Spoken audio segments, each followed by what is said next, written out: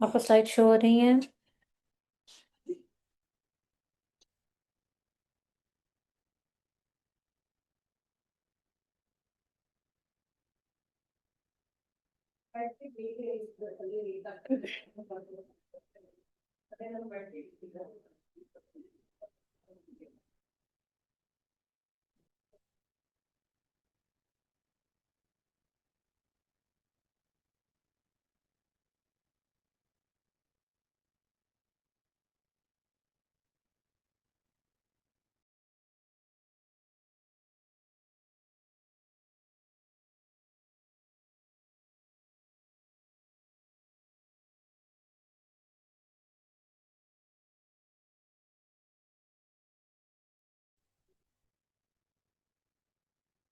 Okay, Dr. Mavra. So today's topic is pediatric common complaints. Pediatric common complaints from immunization. Catch-ups के बारे में पढ़ेंगे, parasites and worms infestation के बारे में पढ़ेंगे, पेरेंटल काउंसलिंग टेक्निक्स के बारे में। पिट्यूटरी कॉमन कंप्लेंट्स, उनकी मैनेजमेंट और डोसेस क्या होती है। फीवर हो तो हम पेशेंट के बारे में सोच सकते हैं, वायरल इन्फेक्शन होगा, बैक्टीरियल इन्फेक्शन होगा। उनकी टैपेट स्पंजिंग करेंगे, हाइड्रेशन करेंगे और ट्रीट करेंगे कॉज को। ठीक है, उसके लिए पैरासीटामोल देंगे 10 से 15 mg पर केजी पर डोज QID, और ब्रुफिन देंगे 5 से 10 mg पर केजी पर डोज TID। कफ के लिए अपर respiratory tract infection, bronchiolitis and asthma, उसके लिए पेशेंट की स्टीम इनहेलेशन करेंगे, ट्रीट करेंगे अंडरलाइंग कॉज को, और ब्रोंकोडाइलेटर्स देंगे अगर ज़रूरत होती है। उसमें सेल्बिटामोल नेबुलाइजेशन करते हैं 0.15 मिलीग्राम पर केजी पर डोज QID। ठीक है, अगर पेशेंट प्रेजेंट करते हैं डायरिया के साथ तो हो सकता है वायरल गैस्ट्रोइंटाइटिस हो या बैक्टीरियल हो। ORS देते हैं, जिंक देते हैं, प्रोबायोटिक्स देते हैं, और एंटीबायोटिक्स तब देनी है जब आप बैक्टीरियल सस्पेक्ट कर रहे हैं। ORS 75 ml पर केजी इन 4 आवर्स देते हैं, और जिंक जो 20 mg पर डे देते हैं अगर 6 मंथ से एज ज़्यादा है। अगर 6 मंथ से एज कम है तो 10। वॉमिटिंग के साथ अगर पेशेंट आता है तो गैस्ट्रोइंटाइटिस आप सस्पेक्ट कर सकते हैं, GERD एंड इन्फेक्शन। हाइड्रेट करना है पेशेंट को, स्मॉल फ्रिक्वेंट फीड्स देने, एंटीमेटिक देनी है अगर ज़रूरत है। इसमें ऑनसेट दे सकते हैं 0.15 mg पर केजी पर dose, maximum 4 mg। Ear pain जो है इसमें ओटाइटिस मीडिया, पेन रिलीव करते हैं, एंटीबायोटिक्स देते हैं अगर ज़रूरत है, अमोक्सासिलिन 40 से 90 mg पर केजी पर day, divide D. Sore throat viral हो या स्ट्रेप्टोकोकफेरेंजाइटिस, ठीक है, इसमें गार्गल्स करवाते हैं, एंटीपायरेटिक्स करवाते हैं, और आपने तब ही एंटीबायोटिक्स देनी है अगर ज़रूरत है। पेनिसिलिन भी देते हैं 250 mg BD या TID में फॉर मोर देन 3 years, और अमोक्सासिलिन देते हैं 40 से 50 mg पर केजी पर डे। कि अगर पेशेंट आपके साथ एब्डोमिनल पेन के साथ आता है, कॉलिक, कॉन्स्टिपेशन हो सकती है, कोई इन्फेक्शन हो सकती है, आपने एक्यूट कॉज को रूल आउट करना है। लेक्सेटिक्स देने आप पेन रिलीफ करने, जैसे पैरासीटामोल फॉर पेन के लिए, लेक्टोलॉज। कॉन्स्टिपेशन के साथ आता है तो हो सकता है डाइट रिलेटेड कॉन्स्टिपेशन हो, फंक्शनल हो, पेशेंट को गाइड करके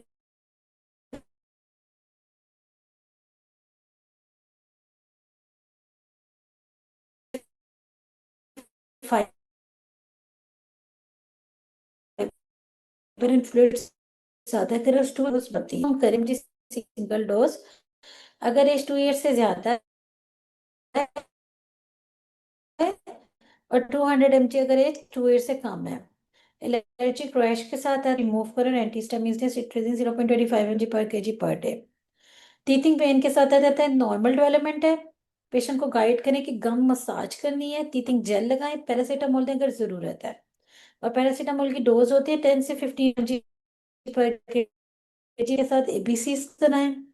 ट्रीट करें कॉज को, एंटीपायरेटिक्स ने फिब्राइल सीजर्स के लिए, डायसिमाम रेक्टल देते हैं 0.5 mg पर केजी में। एस्थमा, ब्रोंकियोलाइटिस और निमोनिया, नेप्स करें, ऑक्सीजन दें, स्टीरॉइड्स दें, और एस्थमा में सेल्बिटामोल नेप्स करते हैं 0.15 mg पर केजी QID में। पेटनीसोलोन करते हैं 1 से 2 mg पर केजी पर डे फॉर 3 से 5 days। स्टेफ निमोनी,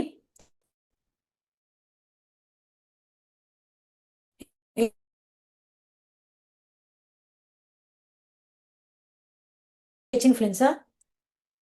सिलेक्शन करें तो आपको रेड बल्जिंग टिम्पैनिक मेम्ब्रेन मिलेगी। टिम्पैनिक मेम्ब्रेन टफ परफोरेटेड मिल सकती है, डिस्चार्ज मिल सकता है। ईयर कैनाल स्वेल मिलेगा, इसका मतलब हो सकता है कि स्टेनोलोटाइटिस। लिम्फेडिनोपैथी मिलेगी जिसमें लार्ज नेक हो सकती है, रेट्रो ऑरिकुलर नोड्स हो सकते हैं, या फिर टेंडनेस मिलती है अराउंड ईयर या मेस्टॉइड एरिया पे। जब investigation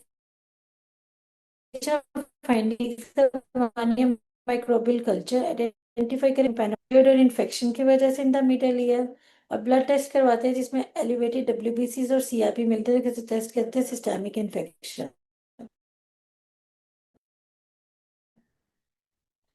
mg per 5 ml amoxil 80 से 90 mg per kg per day पर oral BD for 5 to 7 days के लिए। सिरप पैरासीटामोल देना 10 से 15 mg per kg per dose PO TDS।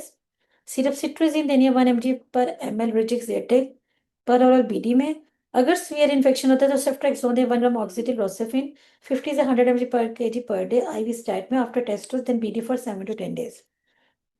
Local antibiotic के लिए सिप्रोफ्लॉक्सासिन और लिग्नोकेन ईयर ड्रॉप्स देते हैं, 2 to 3 ड्रॉप्स देते हैं इन्फेक्ट अफेक्टेड ईयर में बीडी या टीडीएस फॉर 7 days। अगर सीवियर इन्फेक्शन है ट्रोब्रामाइसिन देते हैं, डेक्सामेथासोन देते हैं, 2 to 3 ड्रॉप्स देते हैं टू अफेक्टेड ईयर बीडी में या टीडीएस फॉर 7 days। आपने ईएनटी स्पेशलिस्ट को रेफर करना है जिसके अंदर रिकरेंट, अगर एक्यूट सपोरेटिव ओटाइटिस मीडिया बार बार हो रहा है, ठीक है, और इतना ज्यादा हो रहा है कि 6 मंथ्स के अंदर 3 एपिसोड्स हो गए हुए हैं, ठीक है, अगर कॉम्प्लिकेशन डेवलप हो गई है, ठीक है, या फिर फ्लूइड परसिस्टेंट है, टिम्पैनिक मेम्ब्रेन की परफोरेशन है। वर्म्स में क्या होता है, any questions up till now, कोई आपका क्वेश्चन इस टॉपिक से रिलेटेड? वर्म्स में राउंड वर्म हो सकते हैं, विन पिन वर्म हो सकते हैं, हुक वर्म हो सकते हैं, ठीक है, टेप वर्म हो सकता है। जब वर्म का मोड ऑफ ट्रांसमिशन क्या होता है, फीकल ओरल रूट होता है, कंटेमिनेटेड फूड या वाटर की वजह से, पुअर हाइजीन की वजह से। सिम्टम्स बच्चों में क्या आएंगे वर्म इन्फेस्टेशन के, abdominal pain, diarrhoea, anal itching specially night में, वॉमिटिंग, नोजिया, और वर्म स्टूल या वॉमिट में। डायग्नोसिस आप इसका कैसे बना, सीबीसी जिसमें इजिनोफीलिया मिल सकता है, सेलोफिन टेप टेस्ट करवाते हैं पिनवर्म के लिए, स्टूल फॉर ओवन पैरासाइट्स करवाते हैं, क्लिनिकल हिस्ट्री एंड सिम्टम्स पूछते हैं।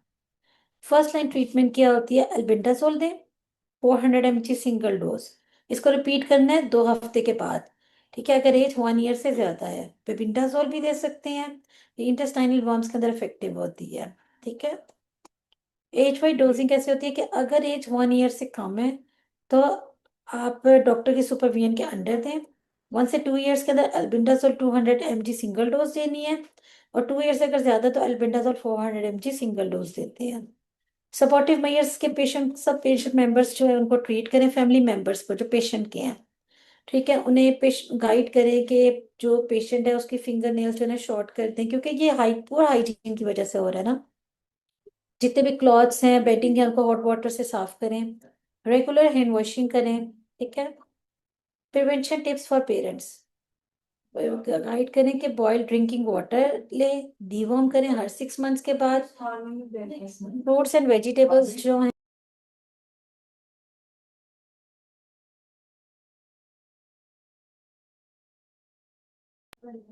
फ्रूट्स एंड वेजिटेबल्स वॉश करके खाएं, टॉयलेट हाइजीन के बारे में गाइड करें, ठीक है, और जो पेट है उन्हें भी डिवॉर्म करें।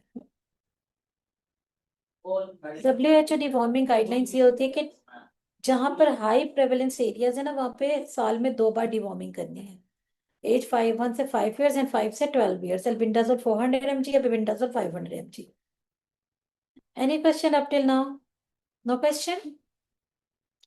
डायरिया के बारे में पढ़ते हैं, mild to moderate gastroenteritis. Examination के ऊपर जनरली अगर माइल्ड में अलर्ट या एक्टिव है, मॉडरेट में फटीग या इरिटेबल है। हाइड्रेशन स्टेटस में स्किन टर्गल नॉर्मल माइल्ड में, या डिलेड मॉडरेट से 2 to 3 seconds. Mucous membrane slightly dry mild है या dry moderate.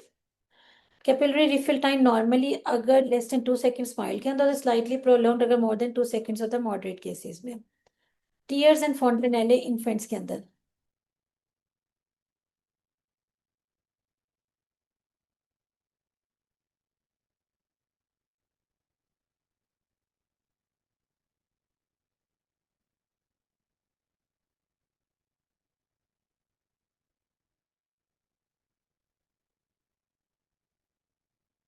Tears and फॉन्टेनेले infants में देखते हैं रिड्यूस या एब्सेंट होते हैं, टीयर फॉन्टेनेले स्लाइटली संकन होते हैं मॉडरेट डिजीज में। एब्डोमेन आपको माइल्ड टेंडरनेस मिलेगी, हाइपर एक्टिव बाउल साउंड्स मिलेंगे। यूरिन आउटपुट माइल्ड में स्लाइटली रिड्यूस होगा, मॉडरेट में स्लाइटली माइल्डली रिड्यूस होगा। इन्वेस्टिगेशन अगर आप करवाएं स्टूल एनालिसिस, इसमें नॉर्मल और माइल्ड ल्यूकोसाइट्स हैं। ऑकल्ट ब्लड होता है जो कि इंडिकेट करता है बैक्टीरियल इन्फेक्शन को। पॉजिटिव रोटा वायरस या डीनोवायरस एडिशन होता है वायरल केसेस में। सीबीसी में नॉर्मल या माइल्ड ल्यूकोसाइटोसिस करवाते हैं और एलिवेट होती है डब्ल्यूबीसी बैक्टीरियल इन्फेक्शन में। सीरम इलेक्ट्रोलाइट्स में माइल्ड केसेस नॉर्मल होते हैं, मॉडरेट केसेस हाइपोनेट्रीमिया, हाइपोकैलेमिया या एलिवेटेड हो जाता है blood urea nitrogen. Urine analysis के अंदर कंसंट्रेटेड यूरिन मिलेगा और ब्लड टेस्ट एनालिसिस के अंदर माइल्ड मॉडरेट एसिडोसिस मिल सकता है। प्रिवेंशन ये होती है कि breast feeding, consumption of safe food,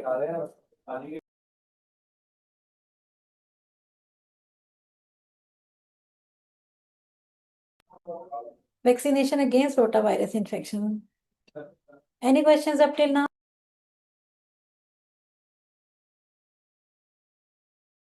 इसकी डेफिनेटिव ट्रीटमेंट होती है कि ओआरएस या लो और स्मॉलर ओआरएस देते हैं, और डाइल्यूट करना होता है उसको 1 लीटर ऑफ वाटर के अंदर। माइल्ड डिहाइड्रेशन में 50 मिलीग्राम पर केजी और 4 आवर्स, मॉडरेट डिहाइड्रेशन में 100 ml पर केजी और 4 आवर्स। ठीक है, और रिप्लेस करते हैं जो ऑनगोइंग लॉसेस होते हैं ना उसको 10 ml पर केजी हर डायरियल स्टूल और वॉमिटिंग के एपिसोड के साथ। 4 आवर्स के बाद अगर डिहाइड्रेशन करेक्ट नहीं हो रही, चाइल्ड डिहाइड्रेटेड नहीं है प्रेजेंटेशन के वक्त, तो उसे घर भेज सकते हैं इंस्ट्रक्शन के साथ ओआरएस दे के। ठीक है। ठीक है, और पेशेंट को आपने कहना है कि रिपोर्ट जो है वो वापस लेकर आए अगर वॉमिटिंग परसिस्ट करी हो, यूरिन पास नहीं हो रहा मोर देन 8 आवर्स से। ठीक है, रफ गाइडलाइन ये होती है 10 ml पर केजी ऑफ ओआरएस ऐड करते हैं हर लार्ज स्टूल के लिए। अगर डिहाइड्रेशन 4 आवर्स के बाद करेक्ट नहीं हो रही तो सेम अमाउंट ऑफ ओआरएस जो है वो रिपीट करना है हर 4 आवर्स के बाद। और अगर डिहाइड्रेशन करेक्ट हो जाती है तो घर भेज दें। ठीक है। प्रोबायोटिक्स देते हैं, जैसे कहते हैं टेरोजेल्मिना एम्प्यूल या इन्फ्लोर साशे, मिक्स करते हैं एक और साशे वाटर में, मिल्क में, ओआरएस में, दिन पर ओरल बीडी देते हैं फॉर 5 डेज। रिकॉर्ड्रिल साशे देते हैं रिकार्डा या हाइड्रोसेक पीओ बीडी में या टीडीएस में फॉर 5 डेज के लिए। सीरोसेफिक्सिन देते हैं 100 mg 200 mg 5 ml पेरिसिल या सेप्समेन, 10 से 15 mg पर केजी पर ओरल बीडी में फॉर 5 to 7 डेज के लिए।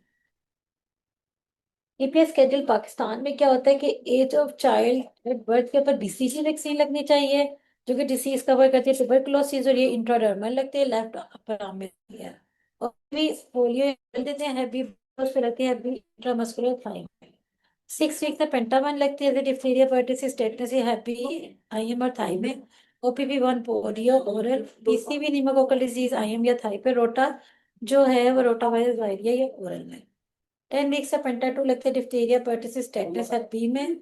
OPV2 पोलियो और ओरल में, रोटा 2 जो है रोटा वायरस डायरिया ओरल में।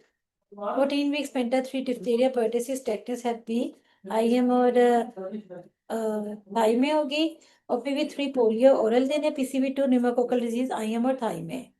9 मंथ्स के बाद मीजल्स 1 देते हैं, मीजल्स सबकुटेनियस आर्म पे। IPV देते हैं पोलियो आईएम थाई में। 12 मंथ्स के PCV3 निमोकोकल डिजीज आईएम और थाई में। 15 मंथ्स है measles two MR measles and rubella subcutaneous arm में। Parental counseling techniques. Establish trust and rapport. Read firmly. Use the child's and parents' name. Sit at eye level. Maintain करना होता है eye contact. ठीक है, patient के साथ। ठीक है, आपने काम और रीअश्योरिंग टोन में बोलना है। ठीक है, और उनको उनका ट्रस्ट जो है वो बिल्ड करना है।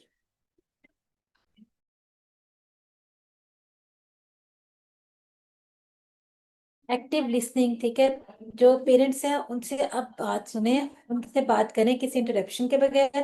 ठीक है, और जब भी बात करें आपने उनको कहना है कि हाँ मुझे समझ आ रही है आपकी बात। ठीक है, आप इस बात से वरीड मत हो। ठीक है,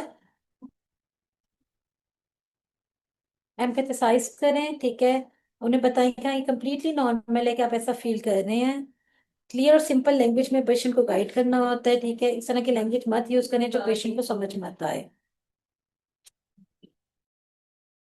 पेरेंट्स को इन्वॉल्व करना होता है डिसीजन मेकिंग के अंदर। रीअश्योर करें, रियलिस्टिक एक्सपेक्टेशंस करें। ठीक है, बिहेवियर चेंज टेक्निक्स बताएं कि पॉजिटिव रिइंफोर्समेंट करने, पेशेंट को बताएं कि हैंडल करने हैं अपने टेंटम कामली। ठीक है, ब्रेक उन पेशेंट को गाइड करें कि ठीक है, break task into small steps, introduce करें वेजिटेबल स्लोली। ठीक है, पेशेंट को पॉजिटिव रिइंफोर्समेंट के बारे में गाइड करें। ठीक है, सेफ्टी और प्रिवेंटिव एडवाइस दें पेशेंट को, रिटर्न और विजुअल एड्स देने के, हैंडआउट्स देने हैं, आपने चार्टिंग यूज करनी है, फॉलो अप और स्पोर्ट्स। ठीक है, any questions up till now? आज हमारा टॉपिक है यहाँ पे खत्म हो जाता है, कल हम पढ़ेंगे women health essential in family practice. अगर आपका कोई क्वेश्चन है इस टॉपिक से रिलेटेड तो आप मुझसे पूछ सकते हैं।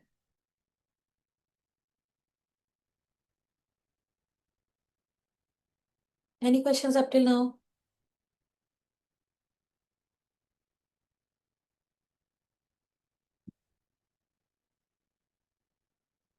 कोई क्वेश्चन नहीं आपके?